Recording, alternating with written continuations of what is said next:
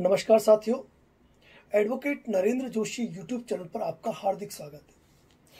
साथियों, आज हम हमारे यूट्यूब चैनल पर एक महत्वपूर्ण कानूनी मुद्दे पर बात कर रहे हैं जो कि प्रत्येक व्यक्ति जानना चाहता है। जब बात घरेलू विवाद की हो, पति पत्नी के बीच के विवाद की हो, तो अक्सर पति पत्नी के विवाद दहेज प्रताड़ना के रूप में 498A के रूप में FIR दर्ज होती है।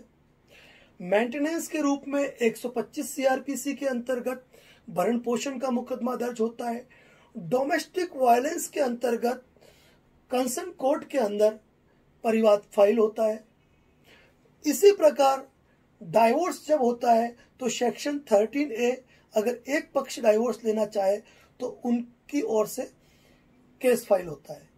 इसी रूप में चाइल्ड कस्टडी के भी मुकदमे होते हैं।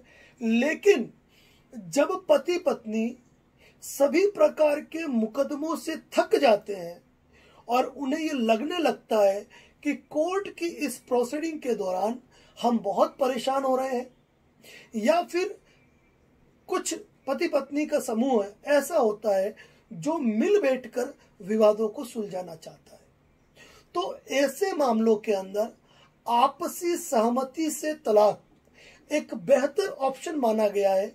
जब पति पत्नी के मध्य सारे बातों को लेकर एक राय हो चुकी है, सारी बातों को उन्होंने तय कर लिया है, तो दोनों ही पति पत्नी मिलकर संबंधित कोर्ट के अंदर एक ही पिटीशन फाइल करके आपसी सहमति से तलाक ले सकते हैं। लेकिन आपसी सहमति से तलाक लेने के क्या नियम और शर्तें हैं, किन प्रोसेस को फॉलो करना पड़ता है, यह जानकारी आज हम आपको इस चैनल के माध्यम से दे रहे हैं। यदि आप इस चैनल पर नए हैं तो इस चैनल को सब्सक्राइब करें और इस वीडियो को शेयर जरूर करें। अब बात करते हैं, यदि पति और पत्नी मिलकर आपसी सहमति से तलाक लेना चाहते हैं तो सबसे पहले उनको तय करना पड़ेगा क्षेत्राधिकार, कि किस क्षेत्राधिकार के अंदर वह अपने तलाक की याचिका को पेश कर सकते हैं। तो section 13B Hindu marriage act के अंतर्गत जहां उन दोनों का विवाह हुआ, अब लड़का लड़की रहने वाले कोई गुजरात का है तो कोई पंजाब का है, लेकिन उनकी शादी यदि मध्य प्रदेश में हुई है और जिस क्षेत्र में हुई है उस क्षेत्र के अंदर वह अपनी डाइवोर्स की पिटीशन को फाइल कर सकते हैं।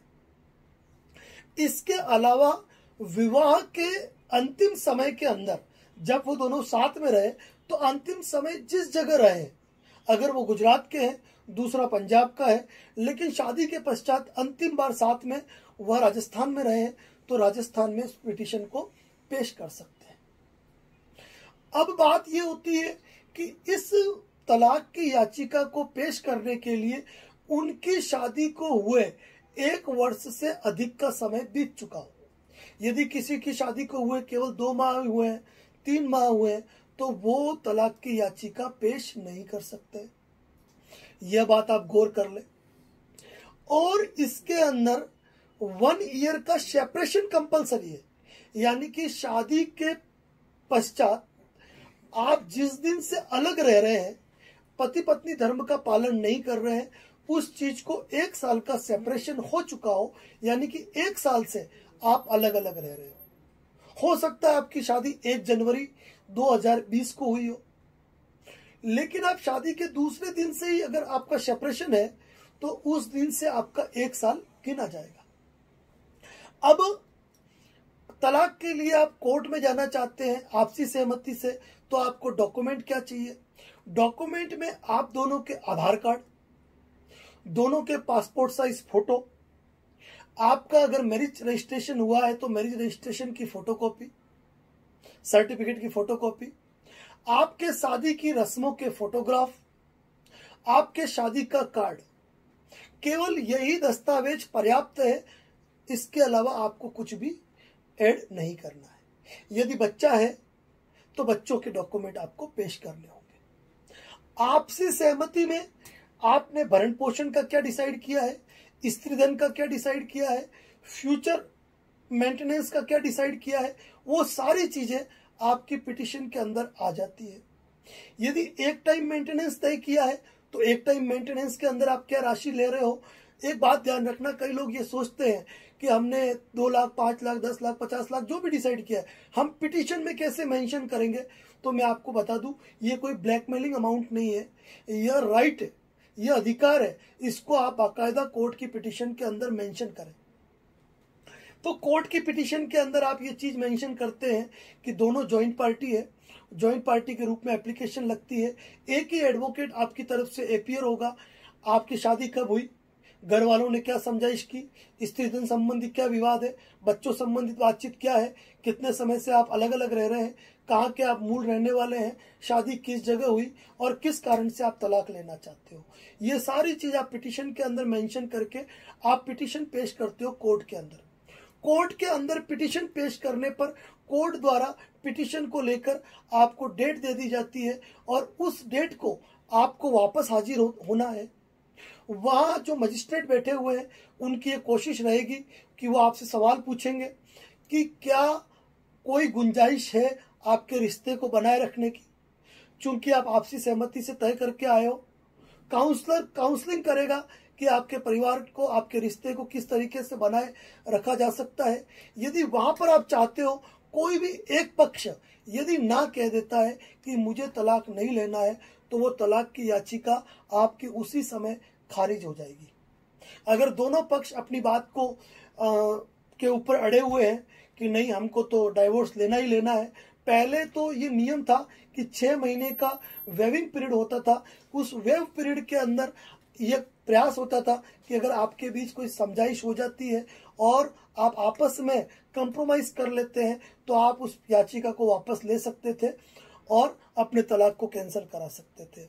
लेकिन अब 6 महीने की जो वैधता है उसको सुप्रीम कोर्ट द्वारा समाप्त कर दिया गया है। तो आप 6 महीने से पूर्व ही आपके तलाक की याचिका पूर्ण हो जाएगी, जिसमें आपके साक्ष्य शपथ पत्र लगेंगे। अगली पेशी पे कोर्ट आपके बयान लेगी।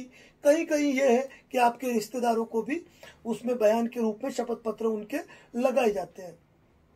तो वहां पर आपके बयान हो जाते हैं और बयान हो जाने के बाद आपके डाइवोर्स की डिक्री, आपका जजमेंट पारित कर दिया जाता है कि इस तारीख से आपका डाइवोर्स हो चुका है और आपकी डिक्री पारित कर दी गई है, आप दोनों अब अलग अलग रह सकते हैं। यहाँ एक बात ध्यान रखने वाली है और वो ध्यान रखने वाली ये है कि ये कोर्ट की एक ऐसी पिटीशन है जहां कोर्ट द्वारा किसी पक्ष को नोटिस जारी नहीं किए जाते हैं, क्योंकि दोनों ही मिलके आते हैं, दोनों ही मिलके अपना शपथ पत्र, अपना जो प्रार्थना पत्र पेश करते हैं, दोनों ही मिलके अपने बयान देते हैं।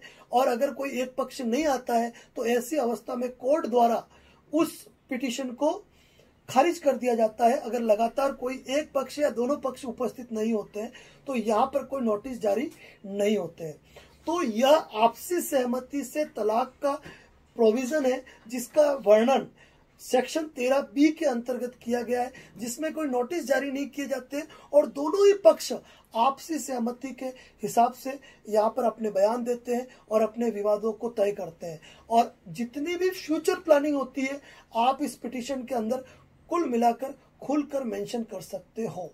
और इस तलाक के होने के बाद दोनों ही पक्ष अपनी तरीके से पूरी तरह स्वतंत्र है अपना जीवन निर्वाह करने के लिए। लेकिन कोई भी एक पक्ष अंतिम समय के अंदर यदि मुकर जाता है जजमेंट होने से पहले, तो यह डाइवोर्स कैंसिल हो जाएगा। आज की तारीख में 13B म्यूचुअल कंसेंट के अंतर्गत अधिक से अधिक लोग अब इस प्रक्रिया के अंदर डाइवोर्स लेना चाहते हैं, जिससे वह कोर्ट की उन जटिल प्रक्रियाओं से बच सकते हैं जहां तारीख पे तारीख मिलती है और वो मेंटली हरेस होते हैं। तो साथियों, सेक्शन 13B आपसी सहमति से तलाक, म्यूचुअल कंसेंट से डाइवोर्स कैसे ले, इस संदर्भ का ये वीडियो है। इस संदर्भ में यदि आपको कोई जानकारी चाहिए तो ये निश्चित रूप से आप हमसे संपर्क करके अपने सवालों के जवाब ले सकते हैं। इसी प्रकार के लीगल अपडेट हमारे चैनल पे दिए जाते रहते हैं। यदि आप इस चैनल पर नए हैं तो चैनल को सब्सक्राइब जरूर करें। धन्यवाद। जय हिंद, जय भारत, जय राजस्थान।